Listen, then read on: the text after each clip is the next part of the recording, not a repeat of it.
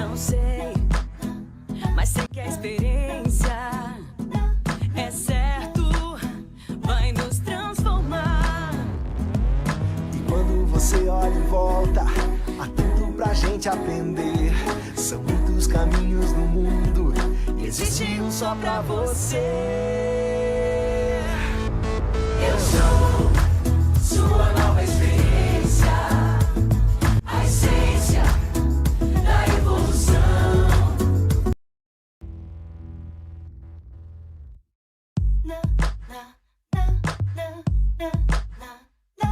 Às vezes você me pergunta pra onde a vida vai nos levar.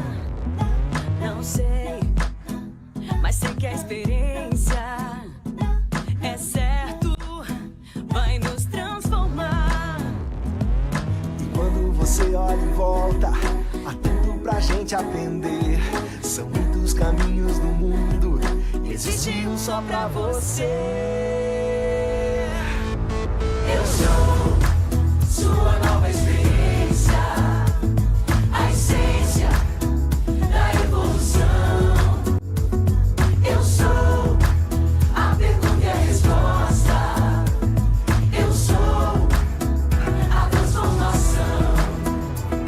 Eu sou sua nova experiência, a essência da evolução. Eu sou a pergunta e a resposta. Eu sou a transformação.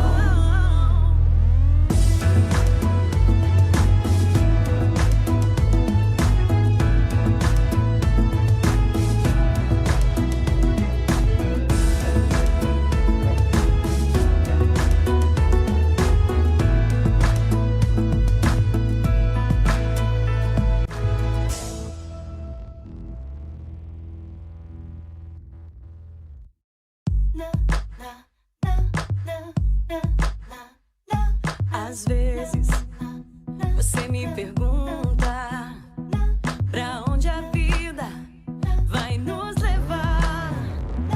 Não sei, mas sei que a experiência é certo, vai nos transformar.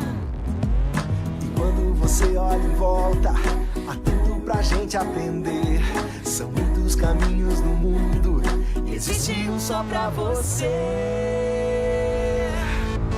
Eu sou sua nova experiência, a essência da evolução. Eu sou a pergunta e a resposta. Eu sou a transformação. Eu sou sua nova experiência, a essência da evolução. Eu sou a pergunta e a resposta. Eu sou a transformação.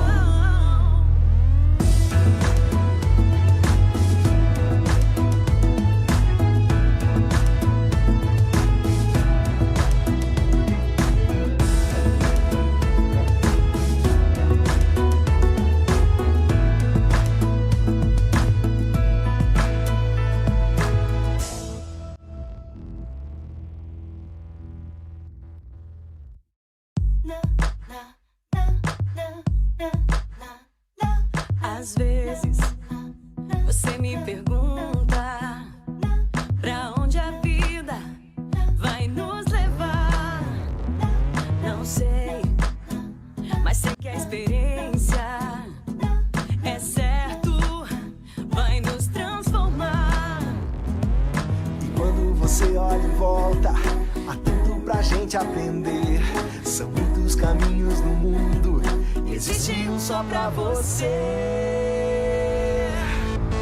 Eu sou sua nova experiência, a essência da evolução.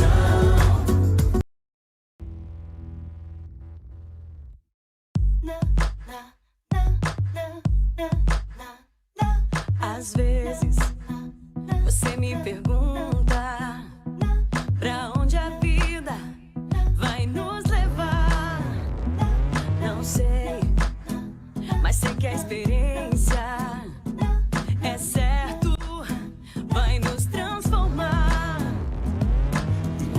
você olha em volta, há tudo pra gente aprender. São muitos caminhos no mundo e existe um só pra você.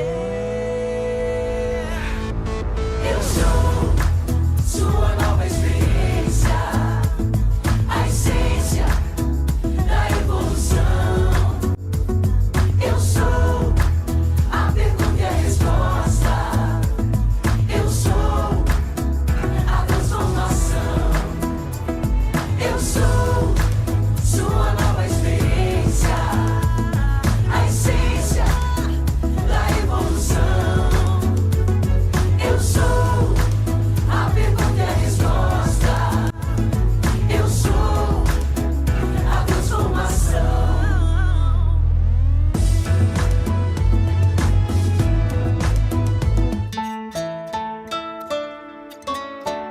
Olá, somos a Unisc, a Universidade de Santa Cruz do Sul. Um gigantesco ecossistema de aprendizagem, de ciência e principalmente de transformação. Uma universidade que não se resume à sala de aula, às estruturas físicas ou limites geográficos. Os desafios recentes provam cada vez mais que nossa natureza é transformar e ressignificar. Fazemos isso através do conhecimento inovador e multidisciplinar aplicado na pesquisa e na extensão, independente do ambiente, da forma ou da tecnologia. Esse é um dos papéis essenciais da Unisc.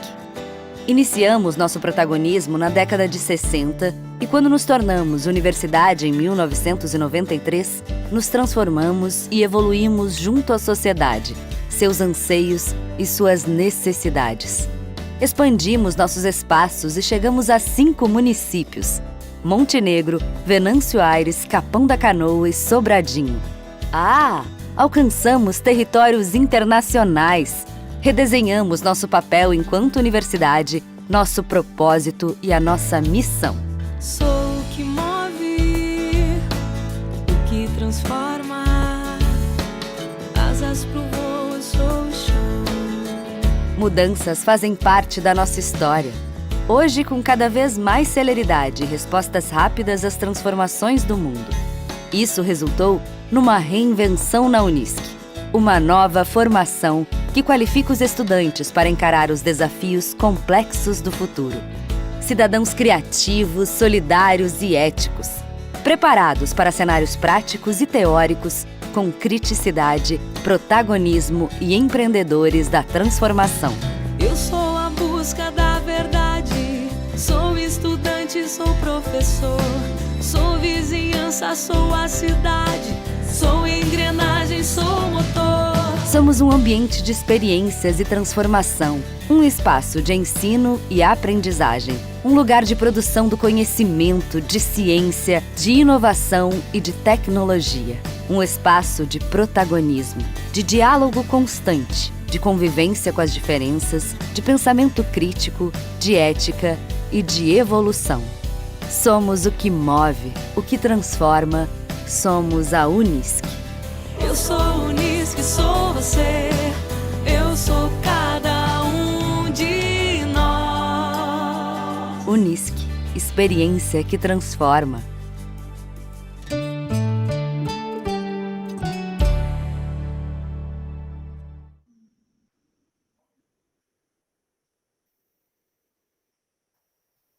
Boa noite. Boa noite, então. Boa noite a todos. Sejam todos muito bem-vindos. É um prazer receber vocês, promover em nome do Conselho, né, do CONSEA, esse evento, essa palestra, nessa Semana da Alimentação. Né, espero que a gente faça bom proveito dessas falas tão importantes que teremos aqui hoje. Eu sou a Aline, sou nutricionista, trabalho na Copame, né, atendo as crianças lá abrigadas, faço toda a parte de avaliação nutricional e trabalho também na padaria com a parte de legislação, vigilância sanitária. E estou, nesse momento, presidente do CONSEA, né, o que para mim é uma honra, um prazer, tem sido um aprendizado muito grande. Né? Hoje, então, nós teremos uma palestra, uma fala, né, um momento importante, que denominamos de segurança alimentar no contexto da agroecologia. Né? Teremos, então, 2 pessoas da área, pessoas importantes, né? Então, professor Antônio Carlos Gomes, bacharel em Serviço Social, mestre em Desenvolvimento Regional, professor de Ciências Humanas e Sociais da EFASC, professor em Agroecologia pela UERGS, e a professora Bianca, professora do curso de Nutrição, Bianca Etques, nutricionista, mestre em Desenvolvimento Social, docente do Departamento de Ciências em Saúde. Então, em nome do Conselho, né, essa é uma das nossas ações para essa semana. Né? Tivemos outras ações, entrega de folders nas cozinhas comunitárias, né, divulgação sobre a Semana da Alimentação, sobre a importância dessa semana, né, em todos os meios de comunicações possíveis, e essa live. Né? Então, eu vou iniciar agora com a Bianca, depois o Antônio, depois nós teremos também um momento para perguntas, questionamentos, né? Então, Bianca, a palavra é contigo, fica à vontade.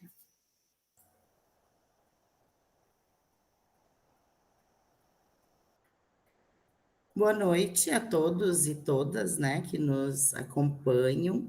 Eu gostaria, num primeiro momento, de parabenizar as entidades promotoras da Semana da Alimentação do Rio Grande do Sul, então, pela escolha do tema, né, que é um tema que tem surgido de forma bem frequente, né, no nosso dia a dia, que é a questão da insegurança alimentar e nutricional no contexto da fome e do direito à alimentação.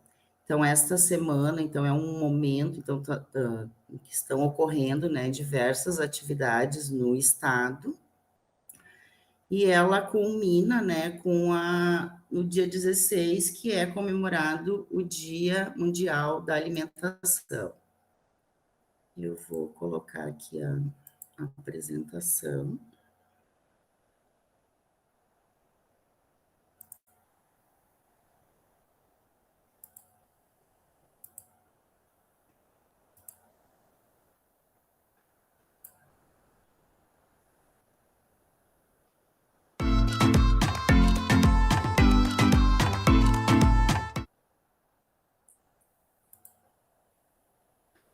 E agradecer também, né, então, o convite do CONSEA, do Conselho Municipal de Segurança Alimentar, aqui do município de Santa Cruz.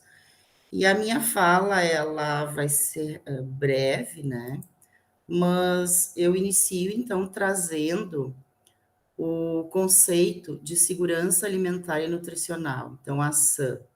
Então, segundo a Lei Orgânica da Segurança Alimentar e Nutricional, a LOSAN, que é a lei, né, de 15 de setembro de 2006, o que é a segurança alimentar e nutricional? Então, ela é a realização do direito de todos ao acesso regular e permanente a alimentos de qualidade, em quantidade suficiente, sem comprometer o acesso a outras necessidades essenciais, tendo como base práticas alimentares promotoras de saúde que respeitem a diversidade cultural e que sejam ambiental, cultural, econômica e socialmente sustentáveis. Então, a gente vê a questão da importância também da agroecologia na segurança alimentar e nutricional. E quando a gente começa a analisar um pouco esse conceito, né? Então, quando a gente coloca assim, o direito de todos e todas as pessoas ao acesso regular e permanente a alimentos de qualidade, então, de qualidade nutricional, de qualidade higiênico-sanitária, em quantidade suficiente, de forma que não comprometa, né, o acesso a outras necessidades essenciais. Então, a gente vê que com a pandemia, a questão da insegurança alimentar, ela aumentou na maioria dos lares brasileiros. trago assim um pouquinho a questão de como que a gente classifica a insegurança alimentar. Então, a EBIA, né, que faz essa classificação, ela, não sei se você está um pouco pequeno aqui a imagem, mas o grau 1, então, que é considerada segurança alimentar, é quando a gente consegue garantir esse conceito que eu coloquei, né, de segurança alimentar.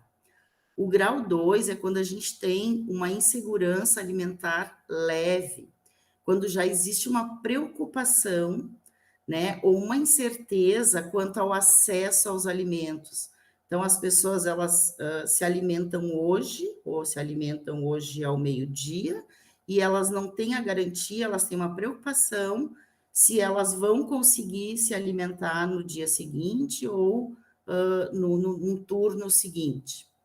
Então, já existe essa preocupação. Então, a gente já tem essa classificação de insegurança alimentar leve.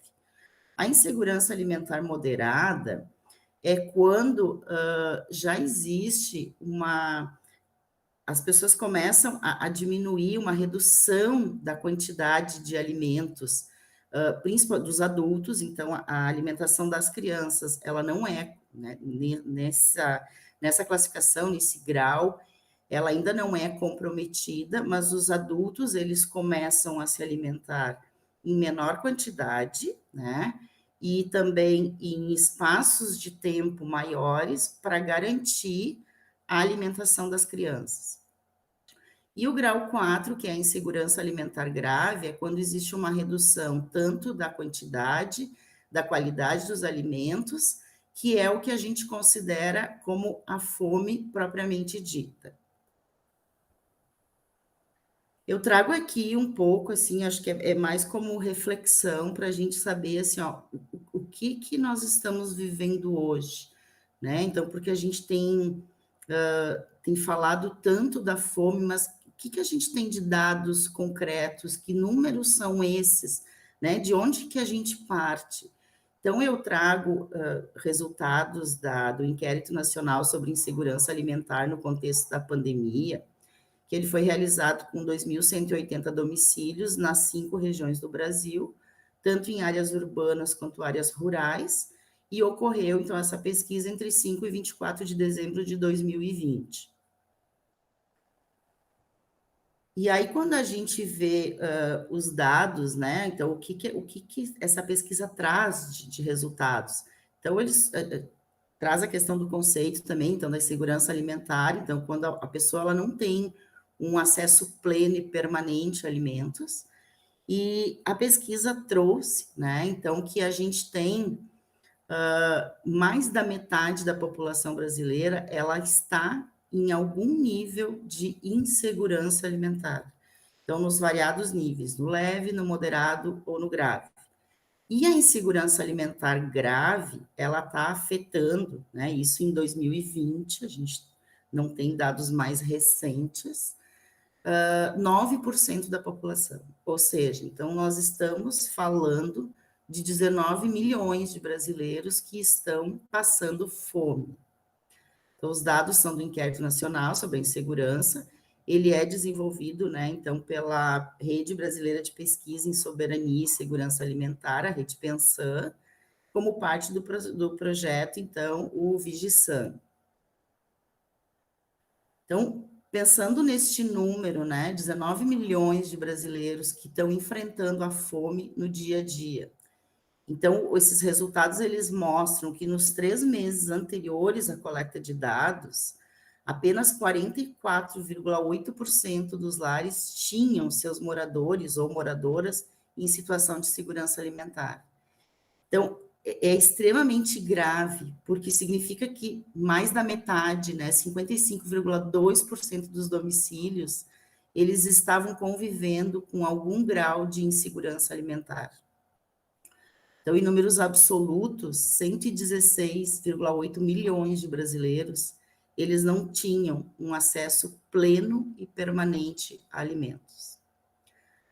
E destes, 43,4 milhões, então 20% da população, não contava com alimentos em quantidade suficiente, e os 19,1 milhões, 9% da população, como eu já coloquei, estavam passando fome. E se a gente pensa assim, então é um cenário que ele não deixa dúvida, né, de a combinação, então, da crise econômica, política, sanitária, provocou uma imensa redução da segurança alimentar em todo o Brasil. Hoje a gente tem visto pessoas que não tinham preocupação, né, com o acesso ao alimento, tendo que fazer algumas escolhas, tendo que optar, tendo que fazer trocas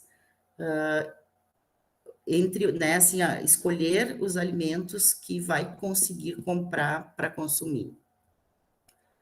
Então, aqui ele traz. E aí, se a gente vai pensar assim na questão da fome, né? Então, a fome no Brasil ela é um problema histórico. Acho que nos últimos anos a gente conviveu com dados mais positivos, mas eu até trago assim para os alunos. Eu lembro, eu me formei em 93, né?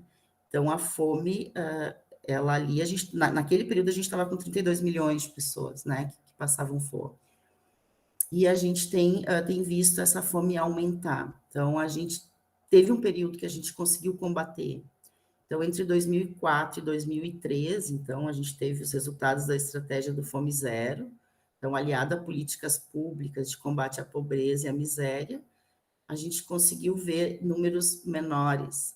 Então, a Pesquisa Nacional de Amostra de Domicílios, ela foi realizada em 2004, 2009, 2013, ela traz, né, que então em 2013 a gente tinha uma parcela da população, a fome, então, ela tinha diminuído, caído para 4,2%, que foi o nível mais baixo que a gente teve até então. E isso fez com que a Organização das Nações Unidas para a Alimentação e Agricultura, ela excluísse o Brasil do mapa da fome, que ela, então, sempre tinha divulgação, né, dos países que estavam no mapa da fome. Então, neste período, o Brasil saiu do mapa da fome. Mas esse sucesso na garantia do direito humano à alimentação, ele foi anulado. Então, a gente percebe, né, que os números atuais, eles são mais do que o dobro do que a gente observava em 2009. E o retrocesso mais acentuado se deu nos últimos 2 anos. E, claro, então, existe também uma relação direta com a questão da pandemia, né? Então, entre 2013 e 2018, então, segundo os dados do PNAD e da POF, que é a Pesquisa de Orçamentos Familiares, a insegurança alimentar grave, ela teve um crescimento de 8% ao ano. E, a partir daí, então, a aceleração foi ainda mais intensa. Então, como eu coloquei nesses, né, 2 últimos anos, 2018 a 2020, como mostrou a pesquisa, então, o aumento da fome foi de 27,6%. Aqui acho que acaba repetindo.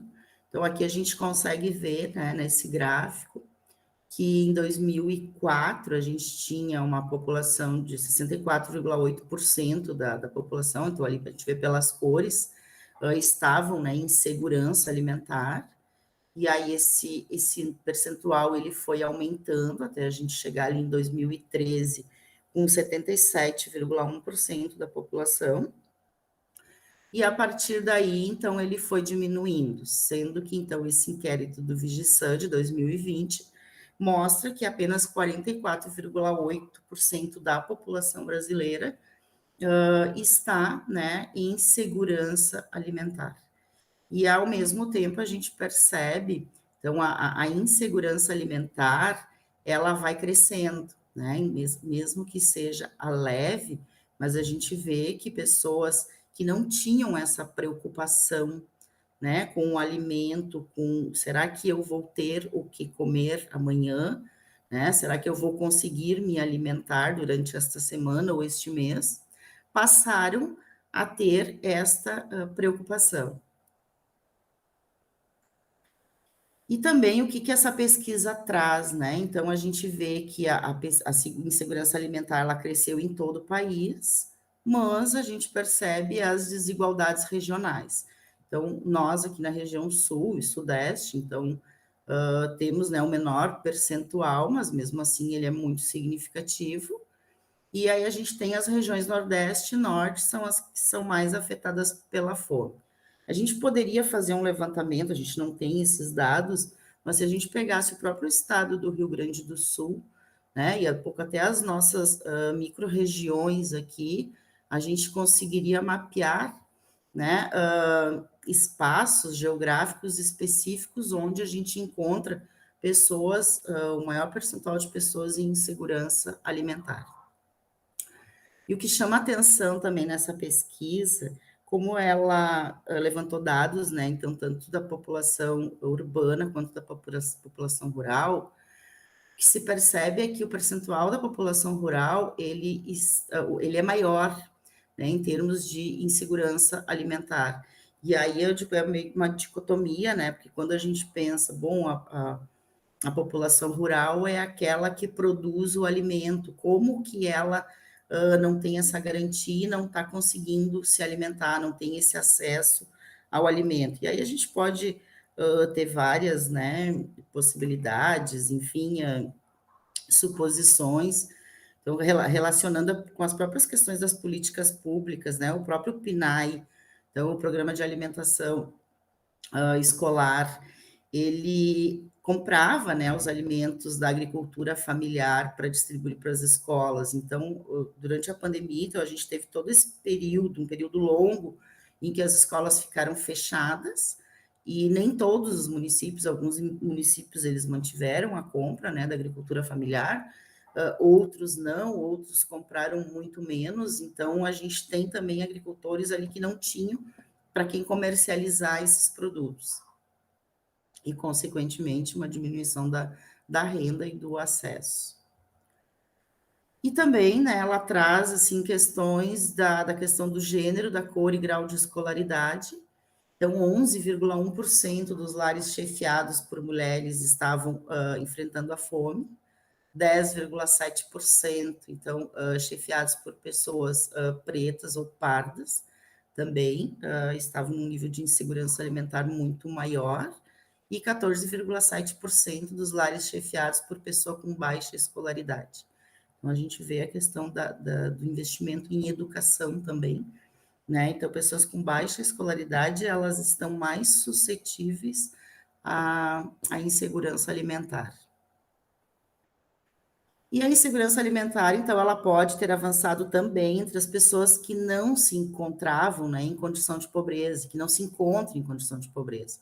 E a gente percebe isso no nosso dia a dia. Acho que muitos de nós, a gente tem feito escolhas, os alimentos, eles têm aumentado muito, né, no último período, e a gente vê as pessoas, acho que a gente acompanha isso, né, quando vai no supermercado, quando a gente vai fazer nossas compras, a gente vê uma diminuição, né, do poder de compra das pessoas, então, e de substituições. Então, pessoal, nós como nutricionistas, né, atuando na questão da nutrição, da alimentação, relacionada à questão da saúde, nós temos um papel importantíssimo na questão da educação alimentar e nutricional, de orientar as pessoas a fazer as melhores escolhas, porque muitas vezes elas vão ter que diminuir na quantidade, que elas façam escolhas, né, de alimentos de melhor qualidade nutricional.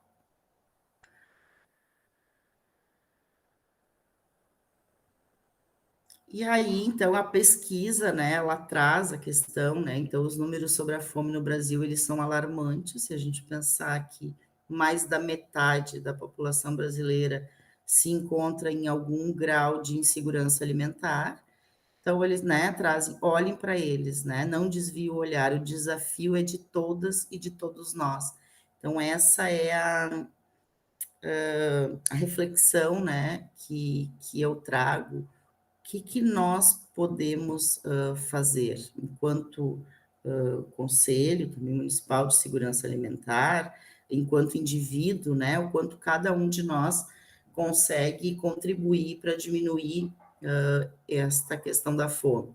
E eu acho que a questão, assim, que vem agora, né, logo a seguir da minha fala, então eu encerro por aqui. Então, a questão da agroecologia, diz assim, é um dos caminhos, eu acho que é o caminho, né? Acho que é o caminho possível, é um caminho que com certeza vai trazer uma melhora na qualidade da alimentação da população.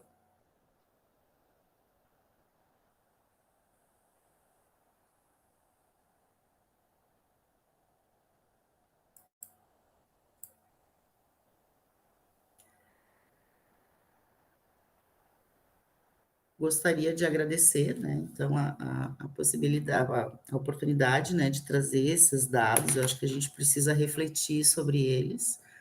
O professor Antônio vai falar agora, e quem tiver perguntas, né, comentários, pode ir colocando no chat, que depois, então, no final, a gente vai trazer esse momento, né, então, de dúvidas, de questionamentos, para a gente conversar. Muito obrigada.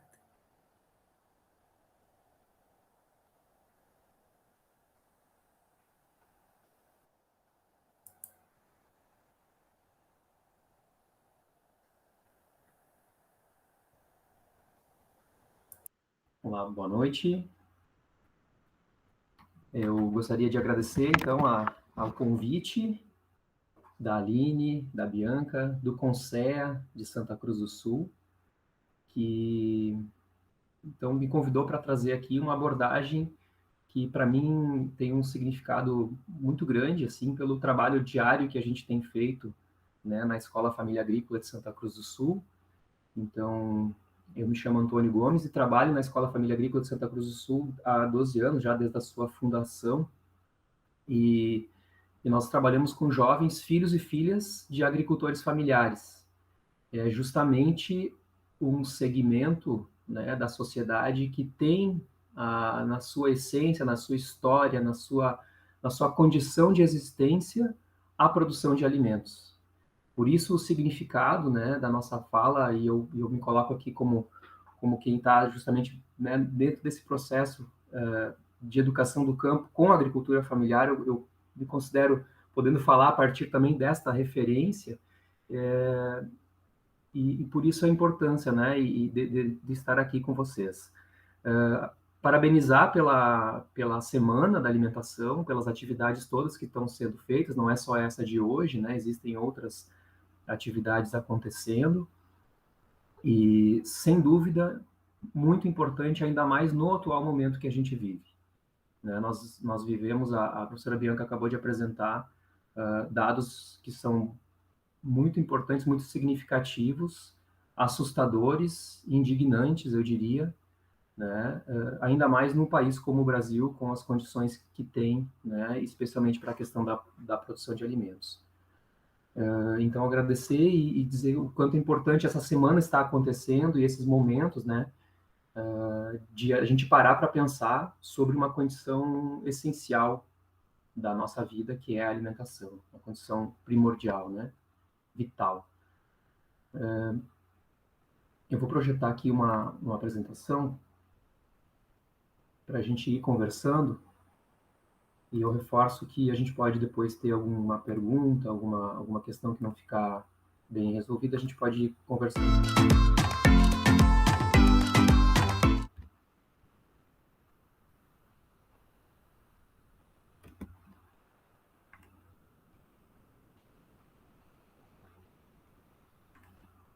Isso.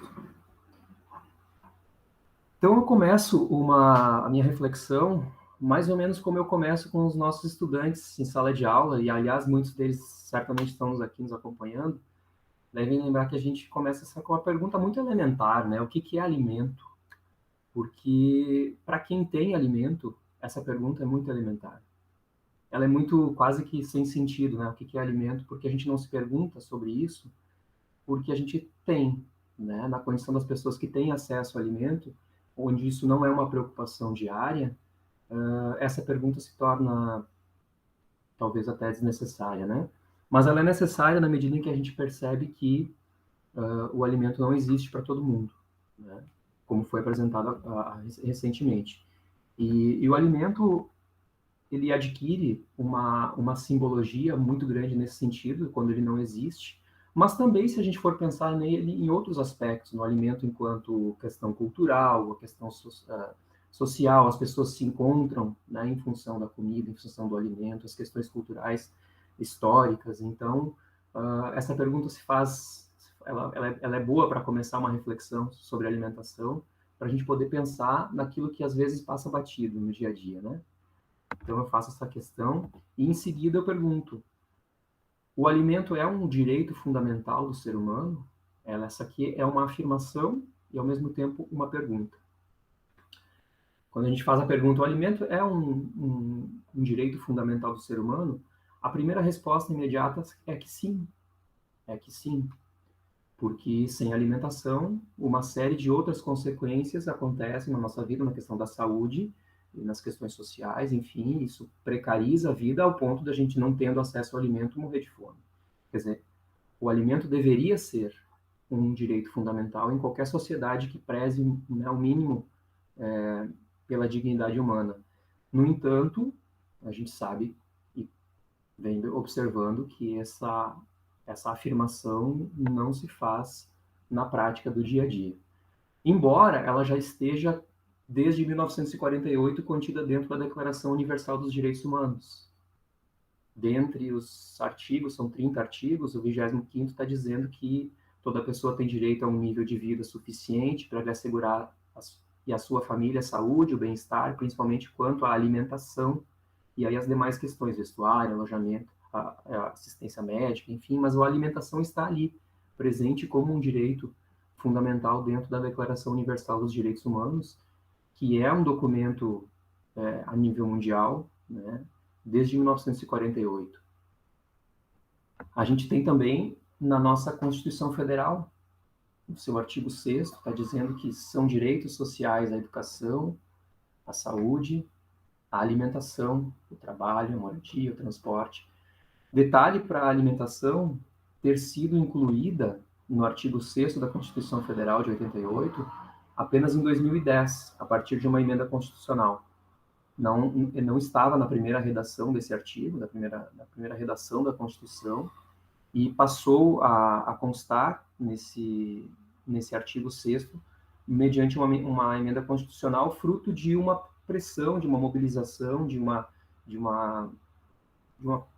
busca dos movimentos sociais, das entidades da sociedade civil, de fazer com que esse direito se tornasse explícito na lei, uma vez que ele não vem acontecendo, e historicamente não acontece na prática.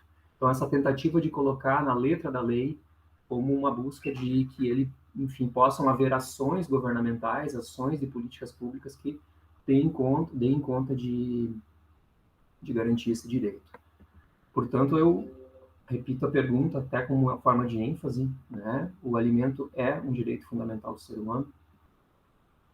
E aí, essa semana passada, aliás, no dia 29 de setembro, a gente teve uma reportagem do Jornal Extra, do Rio de Janeiro, com, para mim, uma das mais impactantes, assim, até hoje. A gente vê várias fotos, várias imagens de situações de fome, mas essa aqui, agora, em 2021, ela é de embrulhar a gente, né? Ela é de causar muita indignação, né? E a gente se perguntar como que pode que num atual momento como a gente vive, numa sociedade super avançada em termos de tecnologia, em termos de soluções para muitas coisas, né?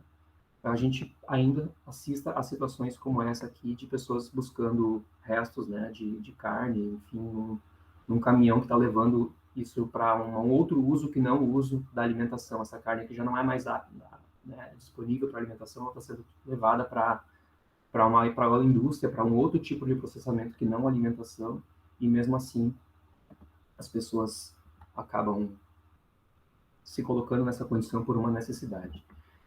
A professora Bianca já trouxe os dados dessa pesquisa, que eu também acho extremamente necessário. Só reforço aqui que quem quiser acessar, o site é www.olheparafome.com.br, está aqui no cantinho. Eu coloquei aqui porque eu acho que é legal entrar lá, quem tiver interesse, né? Essa pesquisa está disponível e ela teve uma metodologia bastante cuidadosa para retratar a realidade. Ela foi feita por um grupo de pesquisadores bastante comprometido com essa questão de mostrar uma realidade que a gente vive. e ela merece, assim, uma atenção de quem, né, eu acho que quem não conhece ainda, enfim, para que ela, de fato, repercuta no nosso olhar sobre o atual momento vivenciado no Brasil.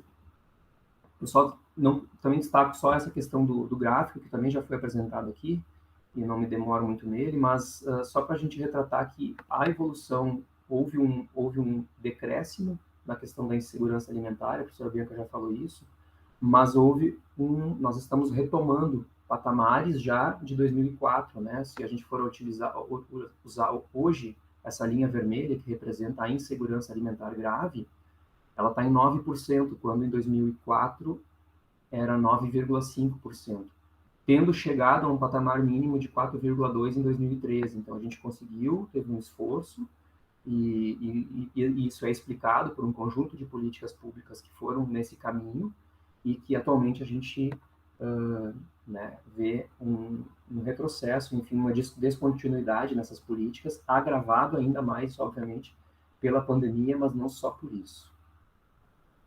Uma outra questão que essa pesquisa traz é a questão da fome, que ela não vem sozinha, né? A fome tem outros elementos. E um deles que está destacado aqui também é a questão da água, né? Da crise hídrica, que também da insegurança hídrica, né? Colocada, que em 2020 atingiu 40% dos domicílios do Nordeste e 38% dos domicílios do Norte do Brasil. Né? Isso é um dado bastante relevante também. E em relação à fome no campo, né, que também já foi falada, a fome no campo, ela se agrava na medida em que não existe água. Né? Então, políticas também de acesso à água são necessárias para que a gente consiga, a partir da existência da água na agricultura, no campo, né, na agricultura familiar, enfim, nos espaços onde existe terra para plantar, precisa ter água. E então, essa pesquisa também mostrou que, quando não tendo água, a insegurança alimentar dobra, né, aumenta 2 vezes aí os seus números. Eu sigo a reflexão dizendo que a fome não é um problema novo, a gente sabe disso, né, mas é importante olhar para a história um pouquinho e perceber que alguns esforços e a denúncia da fome, ela já existe há um bom tempo, e talvez o marco mais significativo no Brasil seja a obra do Josué de Castro, A Geografia da Fome, de 1947. O Josué de Castro foi uma figura muito importante nessa questão, médico, e estudou também a questão da geografia, né, geógrafo. Ele se formou nessa área, foi buscando, deu aula em universidades, fez pesquisas, se envolveu com os movimentos sociais, ou seja, uma produção, um envolvimento orgânico, assim, com essa temática, e ele talvez tenha sido a primeira figura a denunciar a questão da fome como um problema, um fenômeno político e social. Né? Ele dizia que a fome era a expressão biológica dos males sociológicos. Então, ele começou a fazer uma relação da fome e com o ambiente que existia, né, com a situação que existe, social, estabeleceu uma relação direta, e esse livro foi bem emblemático, assim, significa, assim, talvez um início de uma discussão, de uma tentativa de denúncia e de enfrentamento dessa questão.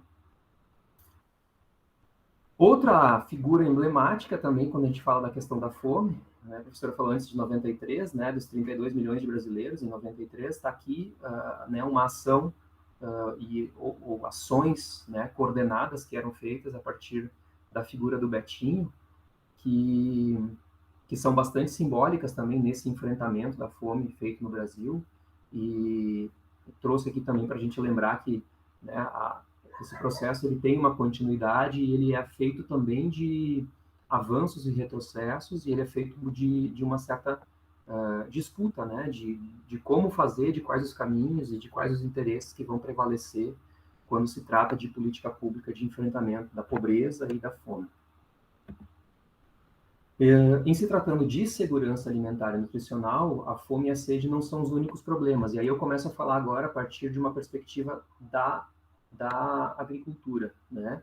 E trago como referência um pesquisador que eu gosto bastante de acompanhar, holandês, que é o Van der Ploeg, E ele tem feito agora uma série de publicações mais recentes, destacando algo que ele já vem mostrando há mais tempo, que é a condição de um modelo agroalimentar que vai contra aquilo que se espera enquanto defesa das condições do meio ambiente, né? Ele vai contra o planeta. Esse título aqui destaca muito bem essa abordagem que o Wander Plug vem fazendo, e ele traz a questão do sistema agroalimentar, especialmente nesse livro, como uma condição de império, né? Ele chama os impérios alimentares.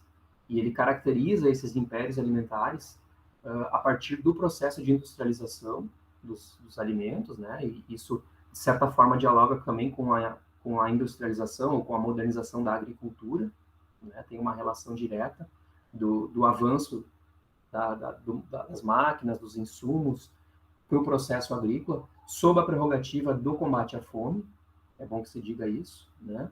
E essa estrutura se torna, ele chama de império, porque ela acarreta uma desconexão definitiva entre produção e consumo, e bem como uma modificação do tempo e do espaço na produção dos alimentos. Então, alimentos que antes, né, por conta de serem perecíveis, né, precisavam ser produzidos e consumidos em um raio mais próximo, né, na medida em que se torna esse sistema agroalimentar mundial e a industrialização, esse tempo se alarga, né, e a possibilidade desses alimentos, né, viajarem para outros lugares do mundo e serem consumidos em outros lugares, em tempos muito maiores, né, por conta da indústria, da industrialização, do processamento, isso dá uma desconexão entre produção e consumo, né? Você tem um alimento ou parte de um alimento, né, um ingrediente produzido em um determinado local do mundo, e ele vai estar sendo consumido em outro local a partir de um processo muito bem articulado e estruturado dentro desse sistema. A industrialização permite, né, o processamento dos alimentos produzidos em um determinado local, isso, transformando os produtos, podem ser consumidos com um prazo de validade ampliado. Então, é isso que o Wander Plug fala. E aí, uma notícia bem recente, agora também de 2018, aqui, falando desse aglomerado, né, o conglomerado de empresas que representam o setor de alimentos. Então, 50 empresas vendem mais da metade dos alimentos, vendem metade dos alimentos do mundo, né? Elas estão cada vez maiores.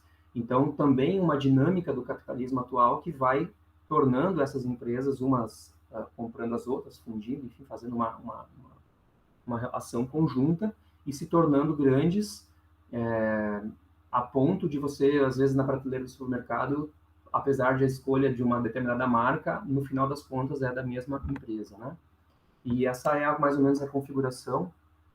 Talvez essa figura aqui já tenha sido vista por muitos aí, mas ela é sempre interessante a gente analisar, e a gente percebe 10 marcas, né, 10 grandes marcas aqui no meio da imagem, e que fazem essa ramificação para outras tantas marcas que fazem parte dessas mesmas empresas. E aí, obviamente, não tem só alimentos aqui, mas boa parte do que está aqui de marcas são marcas de alimentos. O que isso, da perspectiva da agricultura, né, implica que existe uma expressão que é utilizada, que é da semeadura ao supermercado, né? Descreve bem o domínio dessa indústria de alimentos, ou a presença dela desde a produção até a distribuição, até a venda dos alimentos. Essa indústria tem o poder sobre as safras, ou porque é proprietária da terra que produz o alimento, ou porque ela é a renda, enfim, ela tem o controle da terra, ou ela ainda garante a compra da produção, né, a partir dos sistemas integrados, enfim. O que isso significa? Né? Vão perguntar, tá, mas isso então talvez seja bom, para muita gente é bom, muita gente entende isso como positivo, como um avanço do sistema. Mas aí vem uma frase dessas agora, de dia 10 de outubro, né, de ontem, do CEO da Kraft, que é uma daquelas grandes que apareceu antes ali, dizendo que as pessoas terão de se acostumar com a comida mais cara. Que é isso mesmo, que é isso que vai acontecer, que é no mundo inteiro, a inflação, enfim, a crise, a pandemia, e que a gente vai ter que se acostumar, né, com a comida cara. beleza, se acostumar com a comida cara significa na perspectiva de quem consegue comprar. E na perspectiva dos 116 milhões de brasileiros hoje que estão em situação de insegurança, ou seja, 1 a cada 2 brasileiros, né? Ou dos 9 milhões que estão em situação de insegurança alimentar grave, né? É um pouco difícil imaginar, né, como que essas pessoas conseguirão se acostumar com a comida mais cara. Bom, seguindo na perspectiva da produção, né, eu trago aqui também a presença assim, de 4 grandes transnacionais que dominam o setor, daí no caso de sementes e insumos, e esses dias até foi falado, né, que vai faltar insumos, que a crise energética vai proporcionar também um aumento na questão dos insumos, e já está provocando. E é isso, os insumos, sementes, agrotóxicos e o que é utilizado no atual sistema agroalimentar modernizado, né, que é representado muito por aquilo que se chama de agronegócio, ele está na mão desses conglomerados também, e também representa, por isso, uma força importante que a gente deve analisar. Uma outra informação que está nesse slide, que diz aqui, que é bem interessante de pensar, que é que 75% dos alimentos do planeta provém de apenas 12 espécies vegetais e apenas 5 espécies animais.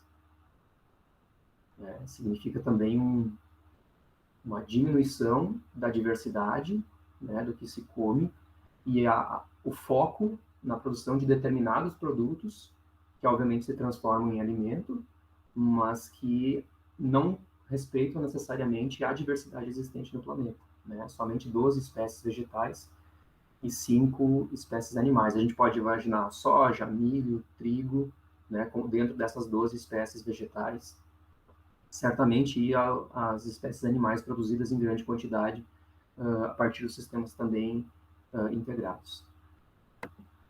Bom, em termos de repercussão a nível de Brasil, eu trouxe aqui um dado que foi sistematizado pelo meu colega, o professor João Paulo.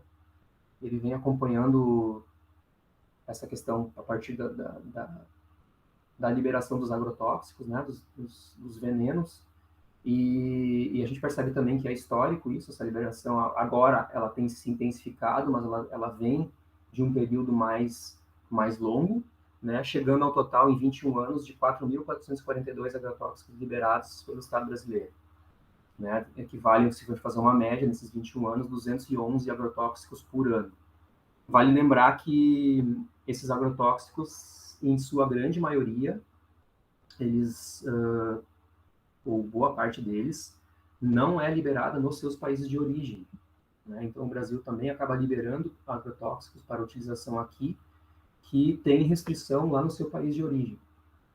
Isso deve fazer-nos pensar por quê, né? Porque que se um produto não pode ser utilizado num país de origem, onde ele é fabricado, por que ele poderia ser utilizado aqui? Certamente isso passa muito pela questão econômica, né? Os agrotóxicos têm dentro, assim como a agricultura como um todo, gira bilhões de reais. E essa lâmina aqui tem os dados um pouquinho desatualizados, que ela está de 2018, essa anterior aqui é atualizada, né? Mas o que eu quero destacar aqui é a questão da isenção dos impostos, né? Então, 60% do ICMS e 100% do IPI é o que o governo isenta, né, a questão da comercialização de agrotóxicos. Portanto, abre-se mão de um valor muito alto, no caso aqui em 2018, 2,07 bilhões, 2,07 bilhões, é o valor acumulado de incentivos fiscais para o setor, especificamente relacionado aos agrotóxicos. E aí, que consequências a gente tem disso, né? A gente tem pesquisas, eu não vou me aprofundar nessa, mas ela é facilmente encontrada também na internet, para quem quiser buscar e se informar melhor. Ela foi realizada pela Repórter Brasil, Public Eye e Agência Pública, está disponível aqui nesse link, que está bem embaixo, e ela detecta, né, a partir dos dados existentes, 27 agrotóxicos na água de 1 em cada 4 municípios brasileiros. Ah, mas será que é verdade isso? Bom, se a gente olhar que existe uma tolerância determinada para a presença de agrotóxicos na água é sinal que existe, né? Para mim é um pensamento lógico. Só que eu trago essa informação aqui também, que a fonte é a Geografia do Uso dos Agrotóxicos no Brasil e Conexões com a União Europeia, que é da professora Larissa Bombardi, que é uma pesquisadora extremamente potente nessa questão, muito atenta nesses detalhes aqui. Traz, por exemplo, o herbicida 2,4-D. No Brasil, ele é 300 vezes mais permitido, a quantidade dele 300 vezes mais do que na União Europeia. Né? Outros pesticidas aqui, enfim, agrotóxicos, são 300 vezes, 900 vezes. O outro ali é 1.800 vezes mais tolerado na água do Brasil do que na água da União Europeia, para a água ser considerada potável. Né? Sempre a gente fica se perguntando, será que a gente é mais resistente? Algo está errado nessa questão. Então, o domínio sobre a produção de insumos, fertilizantes, agrotóxicos, maquinários, confere à indústria também o domínio sobre as decisões do mercado. E acho que fica muito claro quando a gente vê essa notícia aqui, né? Quer dizer, tem que se acostumar com o valor que está caro, né? E, dessa forma, o desafio atual no enfrentamento da fome e da má nutrição está diretamente relacionado ao reordenamento do modelo agrícola. Se esse modelo agrícola que está aqui tem gerado essa quantidade de pessoas com fome e essa questão do envenenamento da água, do envenenamento dos alimentos, se esse modelo está gerando isso, eu acredito que a gente precisa pensar um outro modelo, né? E é o que tem sido apresentado por uma quantidade enorme de pesquisadores, movimentos sociais e um esforço enorme da sociedade civil na busca de uma outra alternativa. E aí que entra a agroecologia, né? Eu coloquei aqui 2 lados, assim, enfim, para a gente poder enxergar um pouco da diferença de abordagem, que de um lado, aparentemente, a gente tem uma alta quantidade de produção e com isso estaríamos, né, caminhando para o enfrentamento da fome. Por outro lado, o que tem se apresentado efetivamente como quem realmente alimenta a população, que esse alimento chega na população, é a agricultura familiar, a agroecologia.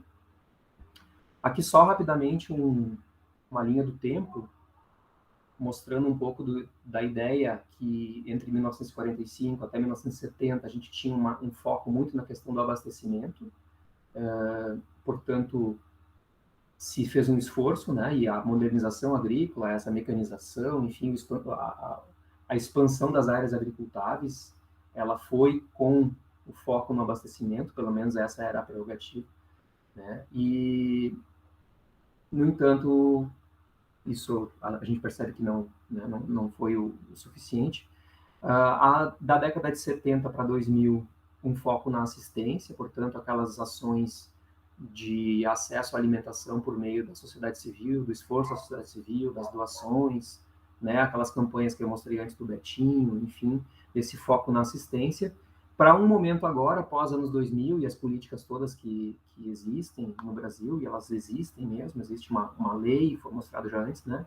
Existem leis, existe política, existe plano, com foco numa questão em 4 pilares, né? Disponibilidade de alimento, acesso desses alimentos à população, o consumo e tudo isso com estabilidade, para que a gente não tenha justamente essas flutuações que geram insegurança alimentar. Aqui a lei, que também já foi mostrada, mas é para a gente retomar que a gente tem uma lei federal, né, que traz os conceitos da segurança alimentar e nutricional. É uma construção de longo prazo, de longa data, de movimentos sociais, de organizações sociais, para se chegar nessa lei, né. Tem um conceito que vai além da segurança alimentar e nutricional, que também é discutido pelos movimentos sociais, que é o conceito de soberania alimentar, que é interessante, que ele vai além porque ele trabalha a questão do direito dos povos definirem as suas próprias políticas e estratégias. Enfim, eu quero mostrar também aqui a questão das políticas. Eu fiz um desenho aqui, tirei uma foto, mas é a lei orgânica, né, de 2006, as conferências, então um movimento de consulta à população sobre quais as necessidades, as demandas, os caminhos possíveis. Nós tivemos 3 conferências, O sistema, fruto da lei, ou seja, como se operacionaliza a partir de um conselho, de uma gestão interministerial, articulando políticas públicas. Um decreto que trouxe a política nacional e, posteriormente, um plano nacional de segurança alimentar e nutricional. Quer dizer, que existe tudo isso no Brasil, está feito, né? Não precisa inventar a roda, já foi criado, isso está consolidado. Bom, entre existir e a gente, né, ter de fato um investimento e um esforço para que aconteça, a gente sabe que precisa seguir pressionando. Aqui uma sequência de políticas públicas importantíssimas decorrentes desse movimento da segurança alimentar no Brasil: Programa de Aquisição de Alimentos, da compra direta da agricultura familiar, o Programa Nacional da Alimentação Escolar, compra de alimentos da agricultura familiar e fornecimento nas escolas, com uma obrigação de pelo menos 30% dessa alimentação ser adquirida da agricultura familiar. Aí a política nacional, o plano, a política de redução de agrotóxicos, o Programa Nacional de Educação para a Reforma Agrária, que é outro problema central na questão do Brasil, que é o acesso à terra. Se a gente quiser produzir alimentos, as pessoas têm que ter acesso ao meio de produção, que é a terra. E aí chegamos na agroecologia. Eu não sei como é que eu estou com o meu tempo, mas vou indo. A agroecologia tem se mostrado, então, como uma possibilidade de um outro caminho que não este do sistema agroalimentar que a gente mostrou antes. E a agroecologia, ela vai muito além da questão da produção agrícola. A agroecologia é uma ciência com um enfoque e uma abordagem de um novo paradigma. Ela propõe uma outra forma de enxergar a questão da produção, do acesso, da relação com a natureza. Pode ser compreendida e é compreendida por alguns autores como um movimento social, né? E muitos movimentos sociais têm a agroecologia como sua proposta, como seu ideal. A agroecologia consiste na aplicação de conceitos e princípios ecológicos para o desenho e manejo de agroecossistemas sustentáveis. Então, aqui tem um conjunto de autores que são bem importantes na agroecologia, dentro desse conceito. Sua visão sistêmica e interdisciplinar conduz a um enfoque que vai além da perspectiva meramente tecnológica, levando em conta também aspectos socioeconômicos e desenvolvimento rural. Aqui tem uma sistematização, uma síntese, né, do que é a agroecologia, de todas as possibilidades que a agroecologia traz enquanto organização da sociedade, enquanto modelo, talvez, de desenvolvimento, né, ou proposta de desenvolvimento da sociedade. A gente tem o alimento saudável como um pilar, a gente tem a economia solidária como um pilar, a partir das organizações cooperativas, de agricultores, mas também de agroindustrialização, de comercialização, cooperativas de consumidores, que vão se organizar para adquirir produtos, né, que são de seu interesse. A questão da autonomia política, então também dos produtores, dos consumidores. Uma possibilidade de vida no campo, né? Eu falo também, como eu disse para vocês, a partir da Escola Família Agrícola, que os jovens estão lá, né? E sempre se coloca muito na conta, né? Que os jovens têm que permanecer no campo, quer dizer, mas é preciso ter condições e ter possibilidade de uma permanência com qualidade, e que essa permanência tenha um significado, né? De importância social também, e a produção de alimentos traz isso. O contato com o consumidor, a gente vê as experiências de feira livre, né, o quanto que essa relação entre quem produz e quem consome, ela é uma relação que traz benefício para ambas as partes, né? Quem compra se sente seguro, porque conhece de onde está vindo, conhece as pessoas, tem uma outra relação. Quem produz e vende sabe que seu produto é desejado e está sendo adquirido por quem tem, né, um interesse. Essa relação é extremamente importante. Distribuição de renda, né? Então a agroecologia ela é um conceito bastante complexo, como eu disse, que vai muito além da produção de alimentos em si, da produção agrícola, mas ela engloba toda uma reorganização da sociedade em busca, obviamente, daquele direito que a gente vê que está na lei e ele não é atendido.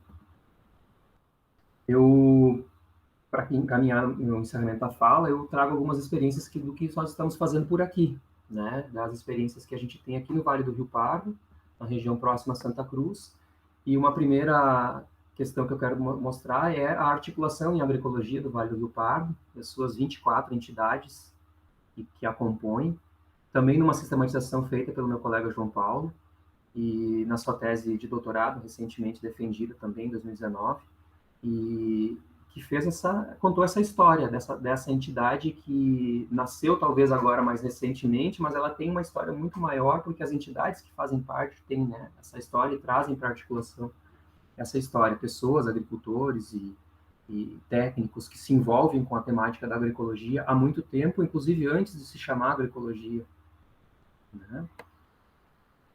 Nós, na IFASC, temos uma experiência muito interessante que, embora pedagógica, como a gente chama, feira pedagógica, ela demonstra um potencial bem rico de possibilidades. Os jovens produzem os alimentos nas suas propriedades, né, a partir das experiências que nós problematizamos e combinamos com eles para fazer em casa, a experiência de colocar em prática, né, os seus aprendizados.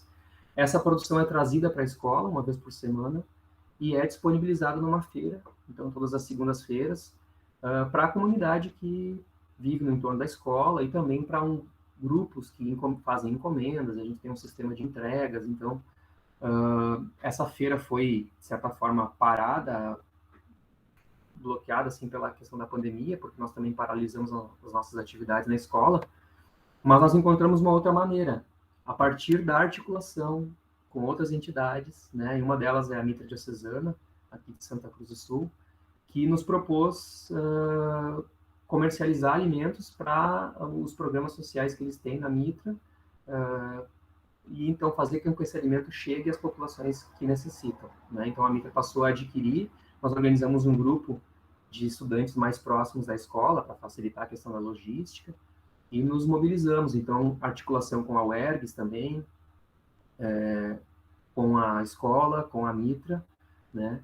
E também desse projeto, dessa entrega de cestas para a Mitra Diocesana, nós também avançamos para um outro projeto que nós conseguimos encaminhar 120 cestas de alimentos para o Banco de Alimentos de Santa Cruz do Sul.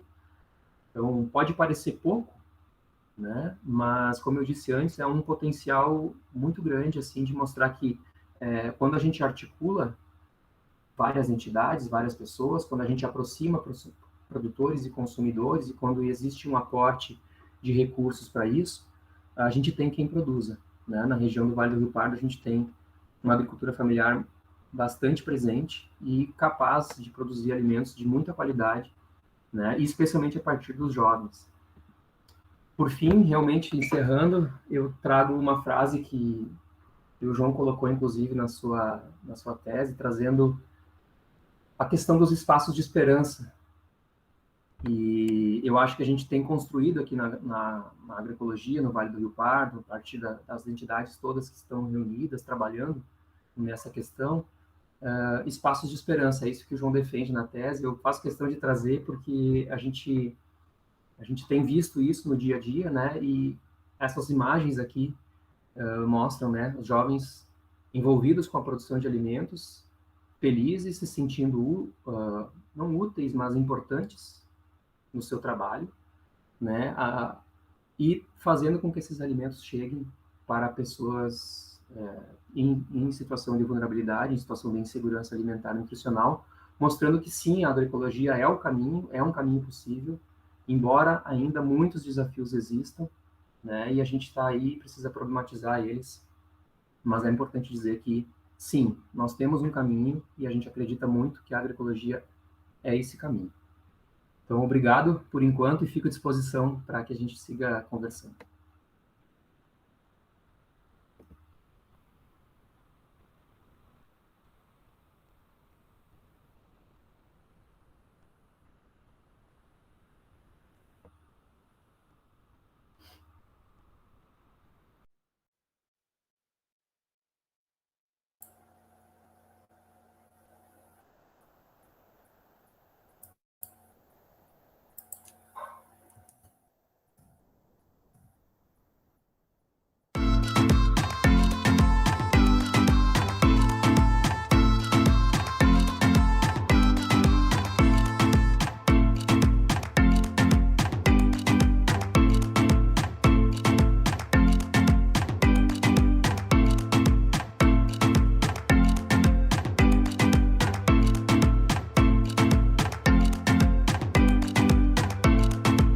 Posso...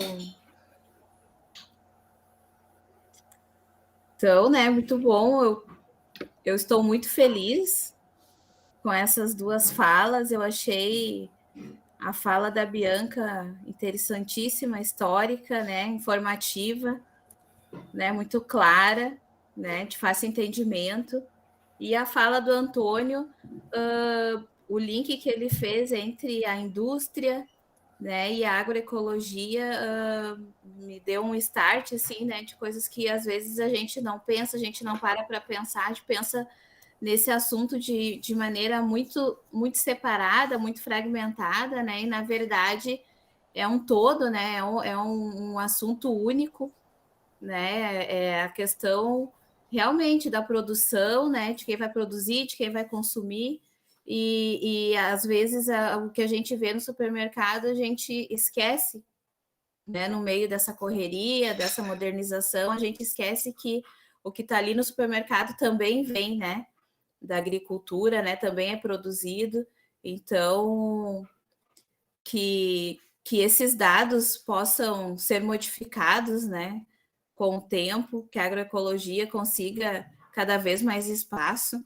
porque, como a Bianca disse, eu acho que é o caminho mesmo, né? E que nós, enquanto promotores de saúde, agentes da alimentação, possamos, assim, sempre debater esses assuntos, né? E fazer com que cada vez mais esses assuntos sejam expostos, né? Porque às vezes a gente também não se apresenta com clareza, né, enquanto profissionais dessa área, e se acomoda, né, com a falta de divulgação, né, desse tipo de assunto, né? Então, muito obrigada, Antônio, muito obrigada, Bianca. Né? Eu não sei, ali a Bianca também estava olhando se tinha mais algum questionamento, né? Tem mais alguma coisa?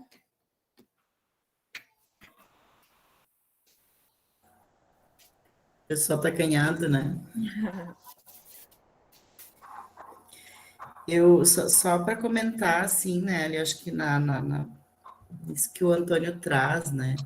Que eu acho que tem deixado a gente, assim, eu acho muito triste, né? De ver as pessoas, então, buscando, né, ossos. Então, acho que a gente vê, assim, um dos itens que está mais caro, né?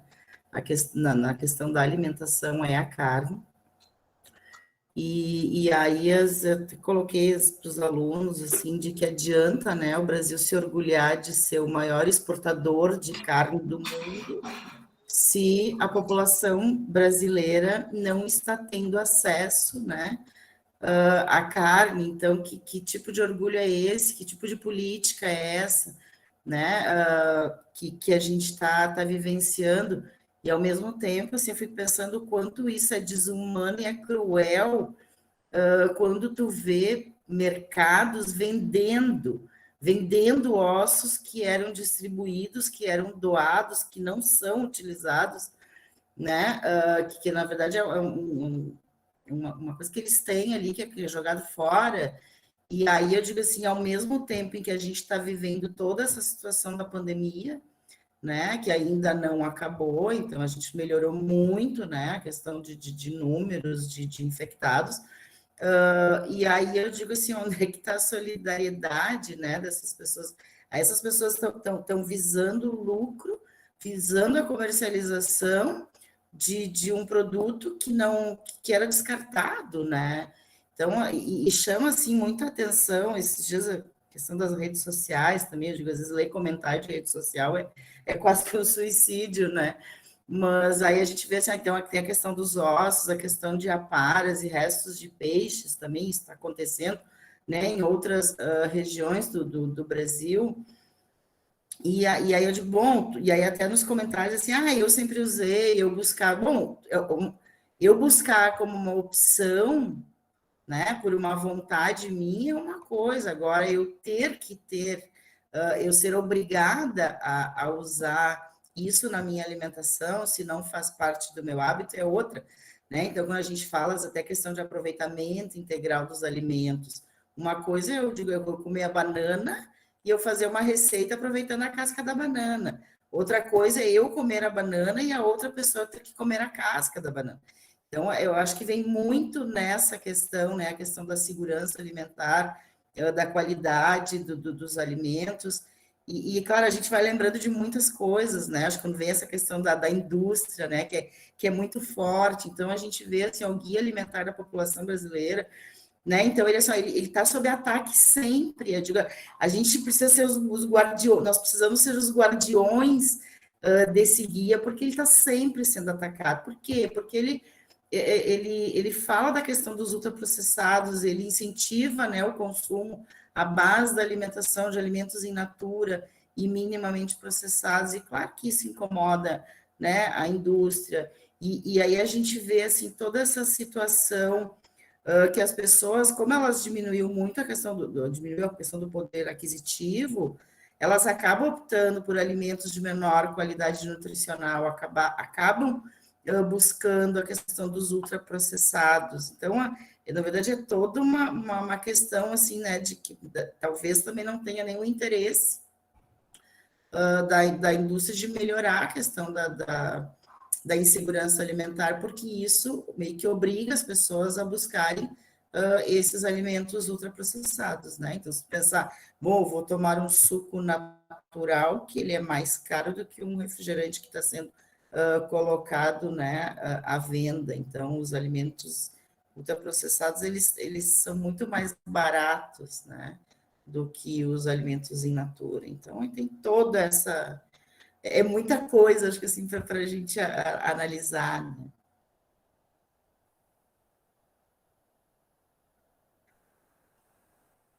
Deixa eu ver se tem mais algum comentário aqui. A Gabriela, deixa eu pegar lá de cima já.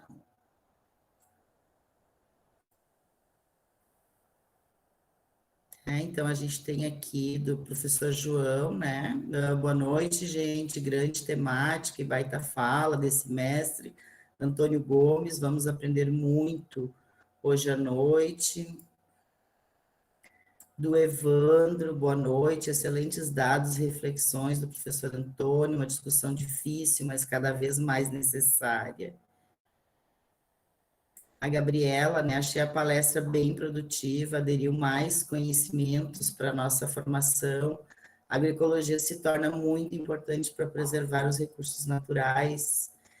A Caroline, achei a temática muito importante, é um assunto de grande relevância, principalmente sobre a situação que todos nós estamos vivendo hoje. A Kelly, excelentes reflexões, a agroecologia é vida. Se mais alguém quer participar, quer falar. E é isso, né? Eu acho também que aproveitar esse momento para falar em nome do CONSEA, né?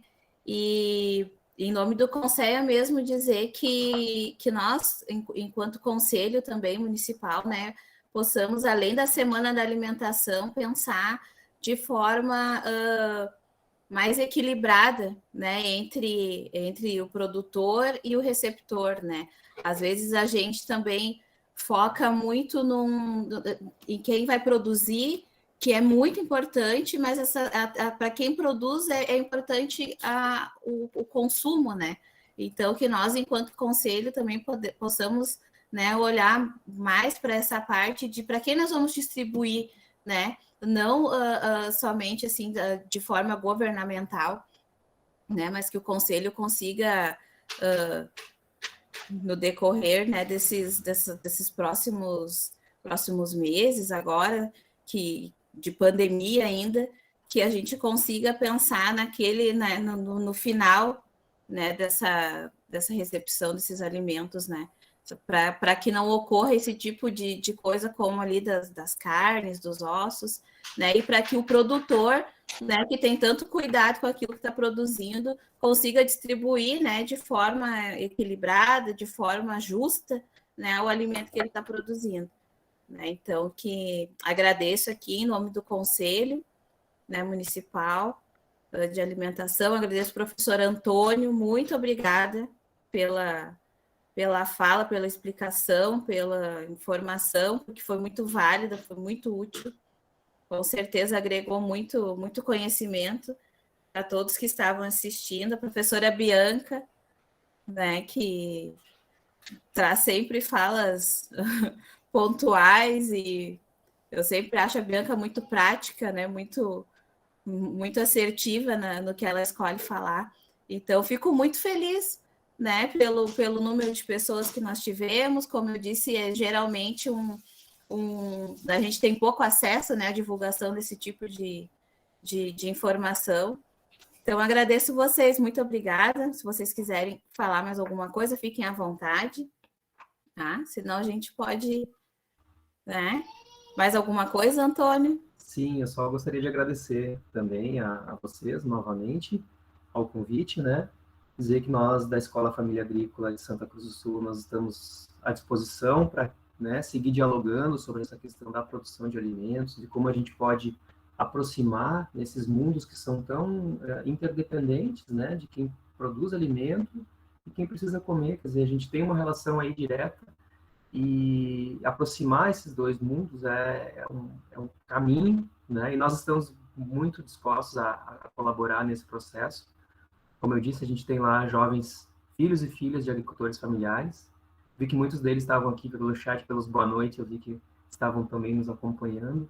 Então, deixar essa disponibilidade ao conselho, que sempre que precisarem, quiserem, né, quiserem contar com a nossa participação, nossa colaboração, a gente vai estar disponível.